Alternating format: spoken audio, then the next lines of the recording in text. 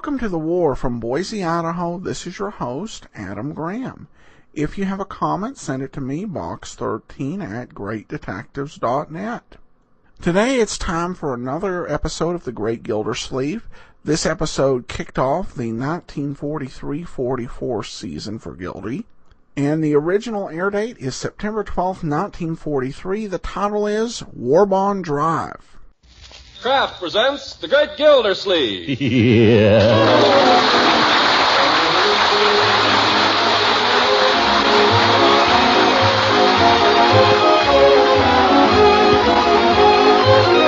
Kraft Cheese Company will also bring you Bing Crosby every Thursday night. Present each week at this time Harold Perry as The Great Gildersleeve, written by John Whedon and Sam Moore. Well, the Great Gildersleeve's vacation, like everyone else's, has come to an end, and our hero, full of new health and vigor, is about to take up once more the task of guarding, purifying, and distributing Summerfield's water supply. He's at breakfast now with Leroy and Marjorie, but as he crunches methodically on the sixth piece of toast, he looks and feels every cubic inch of him a water commissioner. More coffee, Unc? Well, since it's not rationed any longer, my dear, I suppose, as a patriotic duty, yes. My only regret is that I have but one cup to give for my country. That'll do, Leroy. The water commissioner's got to be on the alert in these war times, you know. Why? Well, water is one of the important sinews of war, young man. What kind of contribution could our citizens make to the war effort if there were no water to wash in? Yeah, wouldn't that be terrible? Leroy, I believe you enjoy being dirty. Do you consider that shirt clean enough to wear to school? Sure. Besides, it's the only one I've got. What about your face and hands? Are they clean? Oh, sure. Look at his ears. Who asked you? Never mind. Well, what did you have to butt in for? I didn't butt in. You did so. I did not. Quiet. I'll not have the breakfast table made of bedlam with this infernal bickering. Is that clear, Leroy? Yes, sir. I hope it is. Now, Marjorie, don't you try to sound so virtuous. You're just as much to blame as Leroy, if not more so. You're old enough to know a little better. Tea. Leroy, come here and let me inspect your ears. Oh, gee, Unc. Come here, young man. Oh, for corn's sake. They're perfectly clean, Unc. I washed them till they hurt. When? Day before yesterday. Let me see them.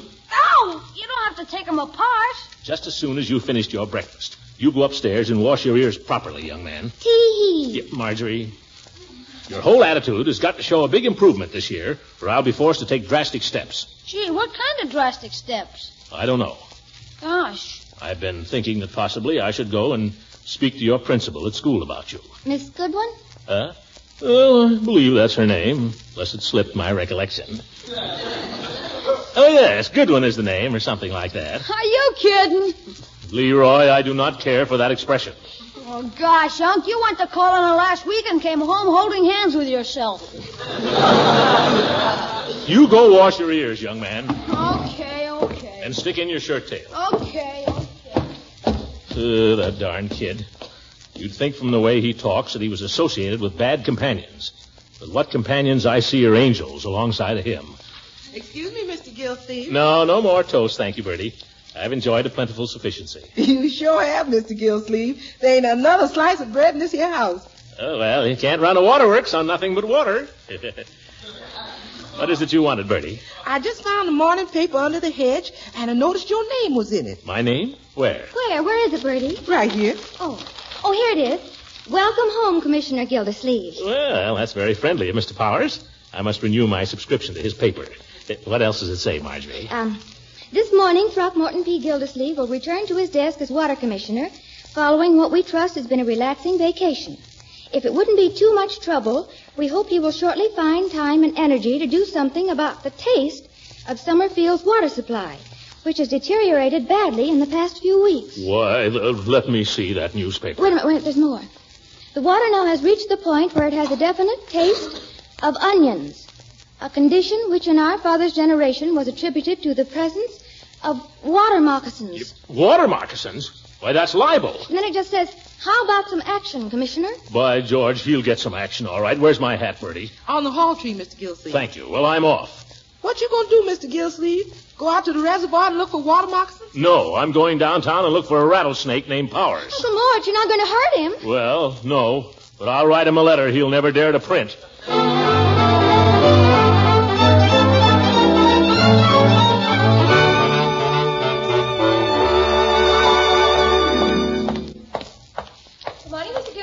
Morning. Good morning, Mr. Commissioner. Morning. Good morning, Commissioner. Morning. Good morning, Mayor. Fine morning. Yes. Pleasant vacation, I hope. Oh, yes, very pleasant. But glad to be back on the job. Your secretary will tell you that I've called a little meeting in my office this morning, just the heads of departments. 9:30. Hope you can make it. Oh, yes, sir. Yes, sir. I'll be there. Good. See you then. What does he want with me? Powers is back of this. Powers and his so-called newspaper. Well, by George, if there's anything wrong with that water, I'll drink it. No, I'm wearing it up now, Mabel. Still on the telephone. Well, I'm wearing it up now. I wore it down for a few days, but then I decided to look better up, so now I'm wearing it up. Of course, Herbie likes it down, but I've decided now I don't like Herbie. Bessie. Oh, I'll call you back, Mabel. Mr. Gildersleeve, you're back from your vacation. And you're right where I left you 2 weeks ago, on the telephone. I know, the service is terrible. You... I guess it's the war. I was saying only the other day that... Could I interrupt your analysis of the situation long enough to take a letter? Oh, yes. I'll just get my book. Letter to Mr. Frank Powers, editor of the Summerfield Indicator. Dear Mr... Where are you going? My book. I had it here somewhere. Oh, for goodness sake. Oh, I found it. It was right under the flower pot all the time. Naturally. Let's see now. Where was I? Oh, it leaked on it. Bessie, I'm trying to dictate a letter. I'm sorry. To the editor of the Indicator. Dear sir. Now what? I have to sharpen a pencil. Bessie, have you ever thought of going into war work? You'd make a wonderful bottleneck. You just say that. There. I'm ready now. Well, I'm not ready. I'm all out of the mood. Doggone it, now I gotta go back and get mad all over again. The water tastes bad, huh? Man says the water tastes bad. Oh, it tastes bad, does it? Bessie, bring me a glass of water. Yes, Mr. Gildersleeve. Yellow Journal. Talk about leaving a bad taste in the mouth. Powers ought to read some of his own editorials. Here you are, Mr. Gildersleeve. Oh, paper cups now, huh? Mm-hmm. We got those while you were away. We'll just see now. Do you like it, Mr. Gildersleeve? Bessie, you're my witness. I never tasted finer drinking water in my life. Cool, clear, and refreshing. That's what the man said. What man? The man who brings the bottles every week. Bottles? Bessie, what are you doing with bottled water in this office? Well, the tap water got to tasting kind of funny, so I had them put in a cooler. Get that thing out of here. Hello. Oh, tell His Honor I'll be right down. Sorry to keep him waiting. Well, I guess I've got to face it. Bessie, get that water cooler out of sight. If anybody wants me, I'm going down to the mayor's office. Oh, Mr. Gildersleeve. Yes, Bessie, what is it? I just remembered there was some message I was to give you when you came in. Let's see now. What was it? Bessie, I'm in a hurry. Oh, yes, the mayor called. He wants you to come down to his office. That Bessie, I'm going to have to let her go.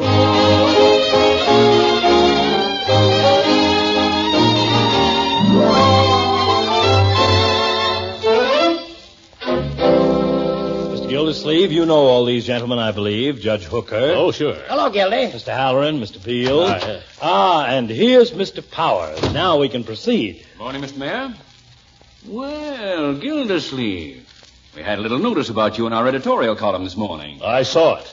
No hard feelings, I hope. You'd like to know my feelings. Just step outside with me for a moment. All right. Let's get down to business now, gentlemen. Just be sure you don't make any charges you can't prove, Powers. That's all. There's such a thing as libel, you know. Yes, and there's such a thing as freedom of the press. Come, gentlemen, we have important business.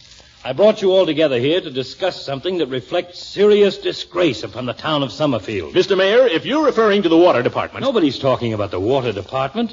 I'm talking about the third war loan drive and Summerfield's part in it. Frankly, our showing so far is way below what it should be. I think there's a reason for that. The reason is that we're all lying down on the job. Speak for yourself, Powers. No, I think the reason is we're not properly organized. We've got to figure out where the money is and go after it. Now, the First National of Summerfield. Does anybody know how much they bought? Oh, you're all wet there, Judge. It isn't the banks. They're only a drop in the bucket. It's the people who've got the money. It's the $25 and the $50 bonds that add up. All right, how are you going to sell them? You know so much. How would you go about it? Well, you all know what they're doing over in Riverton. They've pledged themselves to sell enough bonds to build a gunboat, the USS Riverton, and they've already gone halfway to their quota. It's working over there. That's why the Indicator started this campaign to get Summerfield to build the USS Summerfield. Which is nothing but a publicity stunt for the Indicator, and you know it. Oh, now, Mr. Gildersleeve, I think you owe Mr. Powers an apology. Powers owes me an apology. I suggest we forget our personal differences and get on with the bond drive. The way it's been going so far, the USS Summerfield is going to turn out to be a rowboat. Well, I refuse to believe that Summerfield is any less patriotic than Riverton. How about it, gentlemen? Are we going to take this lying down? No, by golly. No. Certainly not. That's what I say, Gildy. Then let's pitch in. I'm at your service, Mr. Mayor. That's the spirit I like to see in my commissioners, Gildersleeve. Now, I've appointed Powers here as chairman in charge of the whole drive. What? And I'm asking each of you to serve under him as sub-chairman. He'll assign the territories you're to cover and so forth.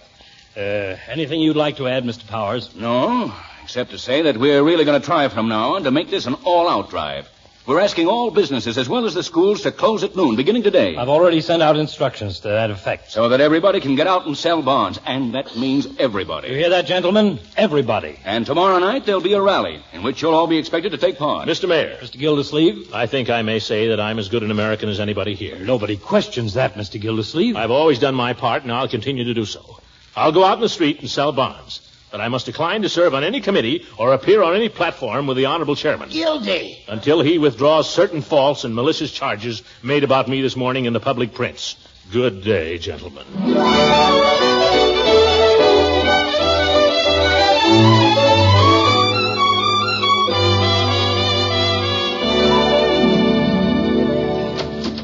Who's that? Who's that? Just me. Hello, Marjorie. Well, what are you doing home at this time of day, Unky? Office is closed. I gotta go out and sell bonds door to door. Oh, you poor darling. On such a hot day, too. Well, it's got to be done, my dear. There's no use spoiling my lunch over it. No, of course not. There's some mail for you. That'll spoil my lunch for sure. Here you are. Bills and circulars. There's no time of the month to be sending out bills or circulars either. If I didn't... Oh, what's this? Well, yes.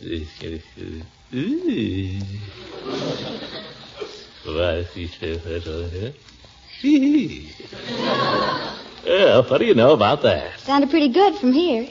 What is it? Oh, nothing really.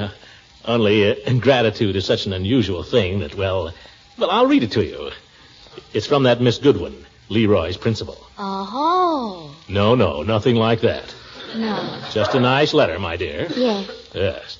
Dear Mr. Gildersleeve, I've just learned the true motive behind your call on me last week. You need not have gone to such pains to spare my feelings. A progressive teacher soon learns to expect opposition from some of the parents. But it's seldom she has the good fortune to have one of them rise so generously to her defense as you did. I'm very grateful, believe me, and hope soon to have a chance to thank you in some more personal way. Sincerely yours.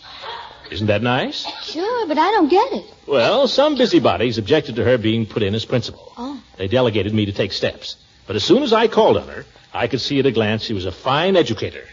So I told her to pay no attention to them. Oh. You know, I think I ought to go over and see her this afternoon. Thank her for this note. Don't you think so?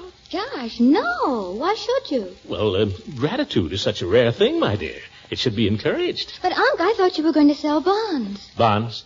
Oh. Well, this is right on the way to my territory. Bet you never make it. Yeah. I have to run now. Goodbye, dear, and be careful. Don't worry about your old uncle. I'll see you at supper. Let's see now. What did she say? I'm very grateful, believe me, and hope soon to have a chance to thank you in some more personal way. Well, I think I'll give that lady a chance to make good on that promise.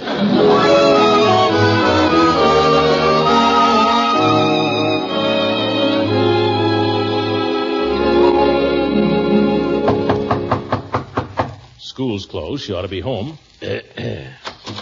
Why, Mr. Gildersleeve, what a pleasant surprise. Come in. Thank you. I got your note, Miss Goodwin, and I thought I'd drop around.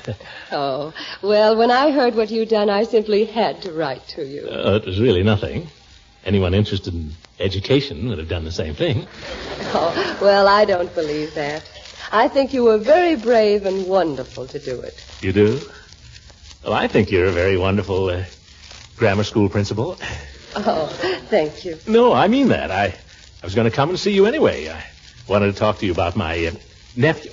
Yes, he's in your school. Oh, well, I'll be glad to help in any way I can. Come in and sit down, won't you? Well, I can't stay very long. No, not very long. I got to sell some bonds this afternoon.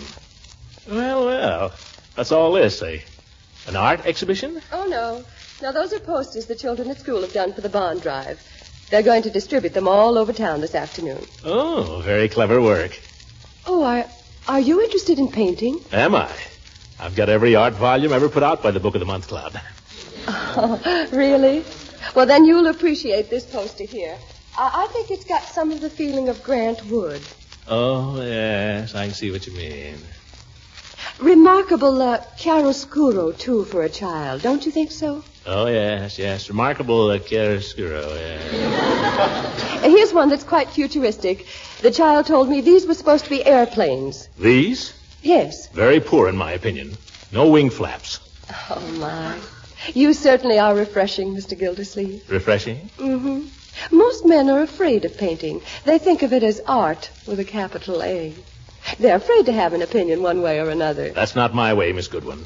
Why, if Rembrandt himself was to walk in here and ask me what I thought of his painting, I'd tell him straight from the shoulder.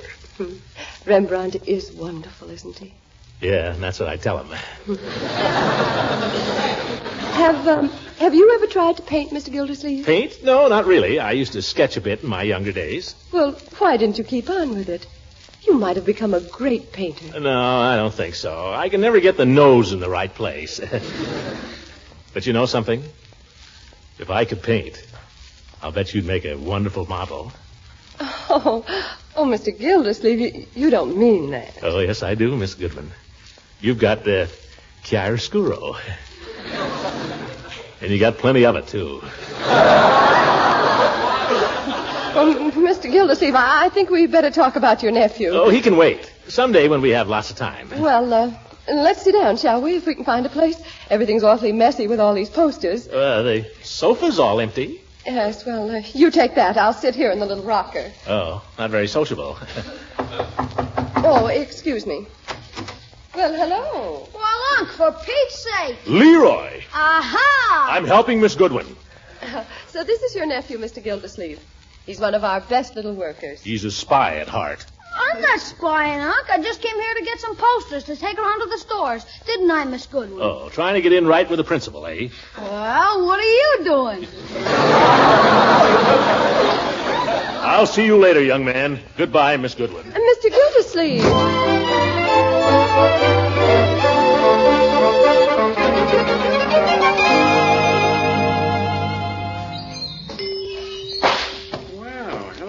Gildersleeve. Oh, hello, Peavy. I'll be right with you. Just finishing up a prescription here. How are you, Mr. Gildersleeve? Peavy, I'm tired. I thought I'd just drop in for a moment and rest my bones, if you don't mind. Yeah, not at all. Sit down there at the counter. Up a little late last night? No, just tired. It's this bond drive. House-to-house stuff, you know. Very wearing. No, you've been out soliciting. Yeah, that's it. Haven't actually started yet, but I get tired just thinking about it. I know how it is. Whenever I hear they're starting a new drive, I lay in a good stock of footies. Say, you wouldn't want to buy a bond, would you, Peavy? Well, I'll tell you. That's all right. This isn't my territory anyway. I just thought I might sell one while I'm sitting here. Well, I'd like to give you my trade, Mr. Gildersleeve, but the fact is you're a little late. Your nephew Leroy was in here and signed me up at the crack of dawn. That kid is everywhere. You know something, Peavy? Maybe I shouldn't say this, but I'm getting tired of this war. I'm getting tired of hearing about it. Well, I guess we all are, but... I'm getting tired of a lot of things. Getting tired of these energetic women. Always doing things. Always winning the war and making posters. That's not what women are for. Well, no, I wouldn't say that. I mean it. I like a woman who's a little old-fashioned.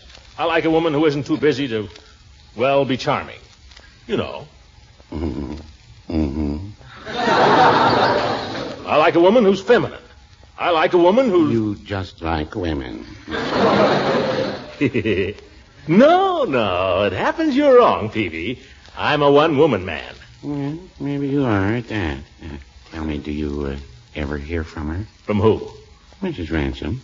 When is she coming back? Who said anything about Mrs. Ransom? Oh, well, I'm sorry. My mistake. Yeah. You're barking up the wrong tree, Peavy. That's all over and done with. Yep. That chapter in my life is a closed book. But I might just go back and take a peek. Hi, Unc. Leroy, are you following me? What are you doing here? I brought Mr. Peavy a poster for his window. What are you doing here? I thought you were going to go out and sell bonds. What I do is my affair, young man. I'll tell teacher. All right, I'm going, Legree. Oh, Mr. Gildersleeve, will we see you at the rally tomorrow night? No, Peavy. You will not see me at any rally conducted by Mr. Powers. I'll win this war my own way.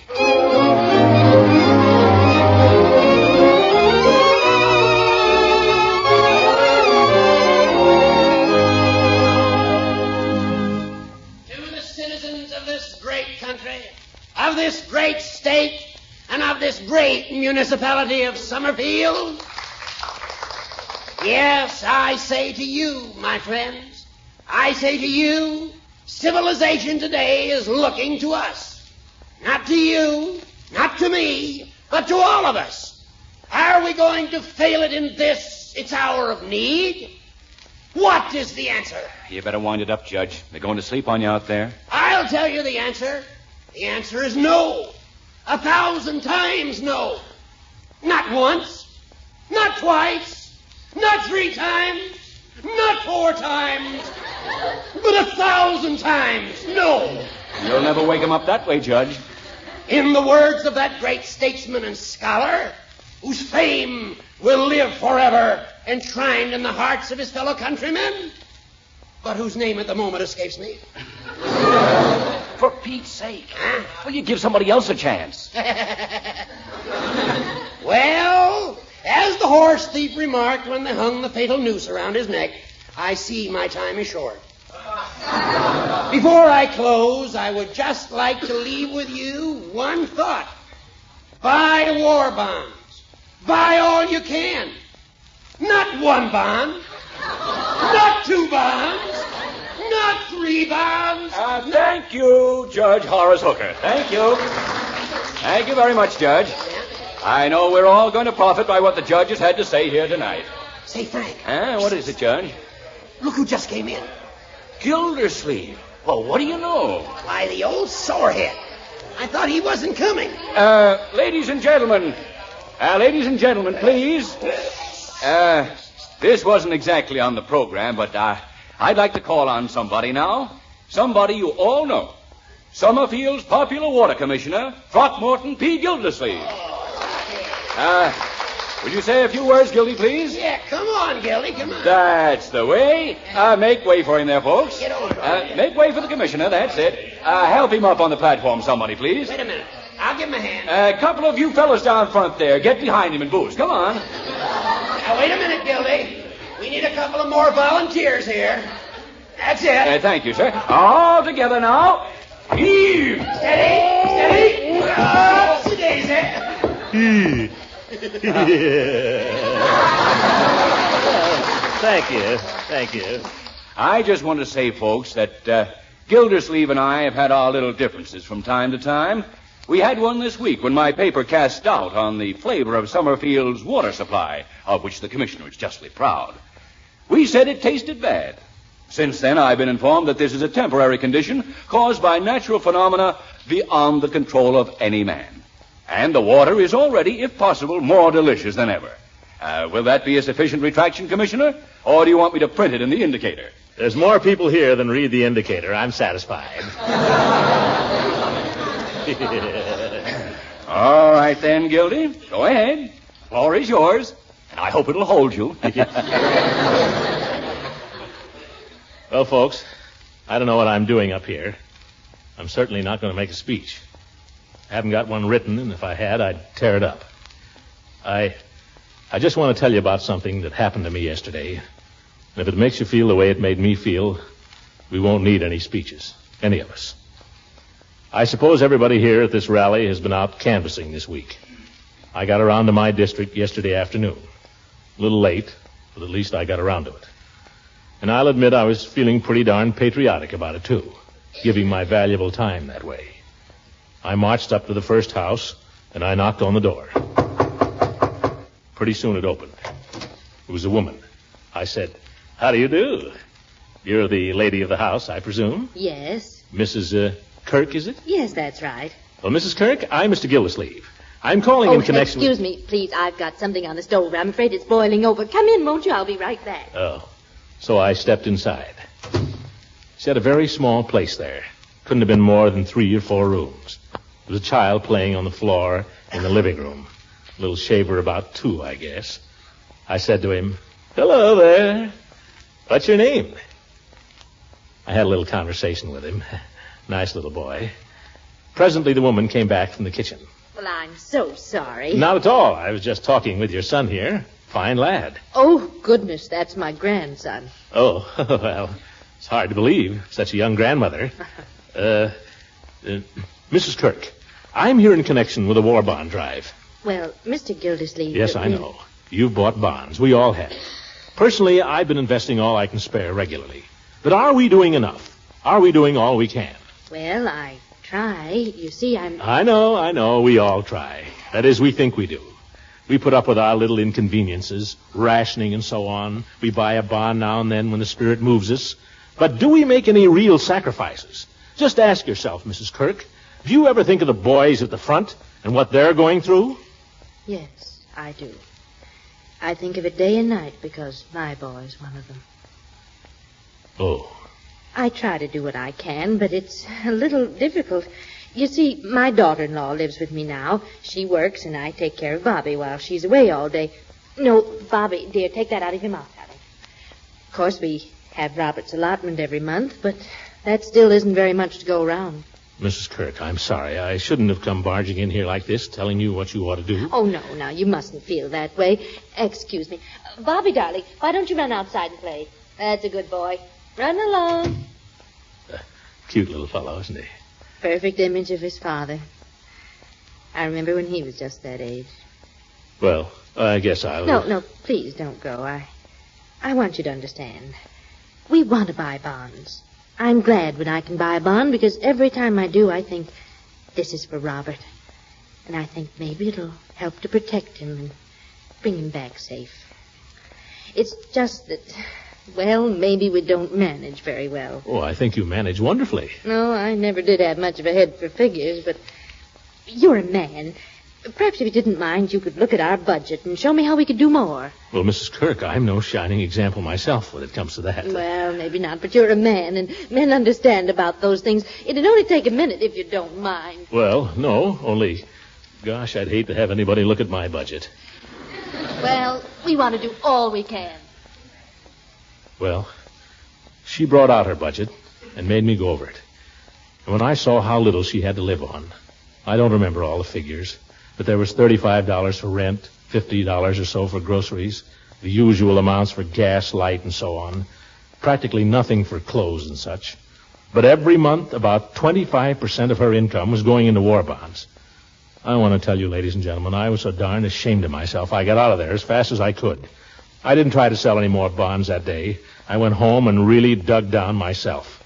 And if everybody else in this town will do the same, we won't need any more rallies. And there won't be any question about the USS Summerfield.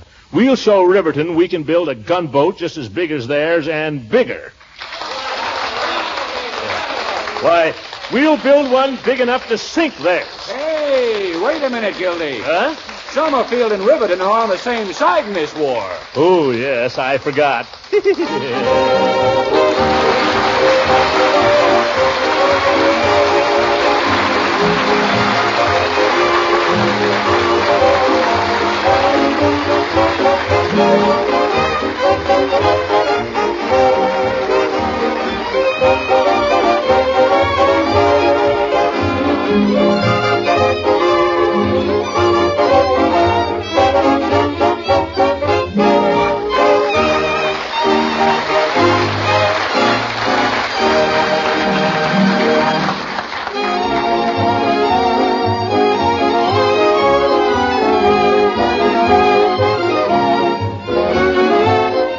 Great Gildersleeve program this week was contributed to the Treasury's third war loan drive by the Kraft Cheese Company. Music was under the direction of Claude Sweeten. This is Ken Carpenter inviting you to listen in again next week for the further adventures of the Great Gildersleeve. This is the National Broadcasting Company.